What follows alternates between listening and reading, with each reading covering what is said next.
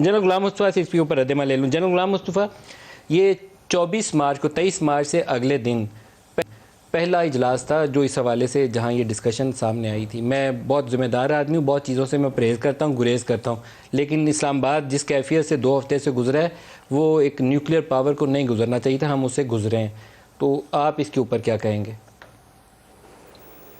دیکھیے، as a nuclear power آپ کے ہتھیار آپ کی پاور نہیں ہے.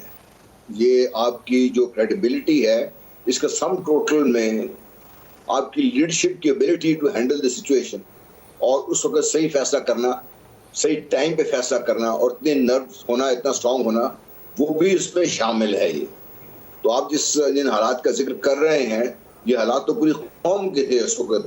ہم ایک عجیب قسم کی تشنج میں گرفتار تھے سارے.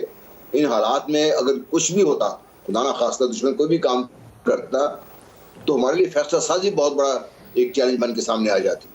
تو ایسے حالات تو کسی نیوکلیئر پاور کیا کسی عام طاقت کو بھی نہیں ہونے چاہیے. جمہوری عمل کو جمہوری طریقے سے جاری رہنا چاہیے. جس کے بھی جو گریوینسز ہیں وہ ہمارے ہاں ایک فورم ہے، اس کے مطابق حل ہونے چاہیے. لیکن میں پھر یہ عرض کروں گا، سر آپ کو یہ لگا کہیں تاثر آپ کو نہیں ملا کہ جو وزیر اعظم کا انر سرکل تھا اس کے اندر کچھ ایسے ایلیمنٹ موجود تھے کہ وہی جنرل باجوہ جس کو عمران خان اپنا پارٹنر کہتے تھے، وہی جنرل باجوہ سے اتنی دوری ہو گئی کہ یہ سٹیج آ گئی کہ وہ بندہ اس کو کہہ رہا ہے کہ فارغ کرو آرمی چیف کو. یہ انفارچونیٹ ریالٹی تھی اسلام آباد ہے ہماری، کہ میں اس کو رول آؤٹ نہیں کر سکتا کہ وزیر اعظم کے ارد گرد کو ایک آدھ شخص ایسا ہوگا.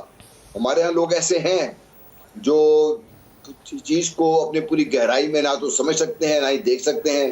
وہ صرف چھوٹے چھوٹے فائد کے لیے چھوٹی چھوٹی باتیں کرتے ہیں یہ. اور اس قسم کی کوئی رائے دینے والا میں اس کو رول آؤٹ نہیں کر سکتا اس کو. اور یہ آپ دیکھیے بہت عرصے سے یہ خبریں گردش کرنا شروع ہو گئی تھیں کہ شاید جنرل باجوہ کو فارغ کر دیا جائے، ان کی جگہ کسی اور کو چیف آرمی اسٹاف بنا دیا جائے. اور یہ کہاں سے ہوئی، کس نے شروع کی؟ یہ میرا خیال ہے کہ حکومت وقت کا بھی اور جو اس وقت اپوزیشن میں ان کا بھی یہ فرض ہے. دیکھیے پاکستان کو آپ نے جب ذکر کر رہے ہیں، اس قدر شدید قسم کی افواہوں کی زد میں تھا پاکستان کہ اس وقت لگ ہی ہو رہا تھا کہ ہم ایک دوسرے کا گلا پکڑا ہوا اور گردیں کاٹنے پہ تیار بیٹھے ہوئے ہیں اور ہمیں کسی اور چیز کی پرواہ نہیں ہے. یہ اگر اب اس طریقے سے ہمارے جو چلنا ہے حکومت نے یا اپوزیشن نے، پھر تو آپ دیکھیے کہ پاکستان کہاں جائے گا اس میں.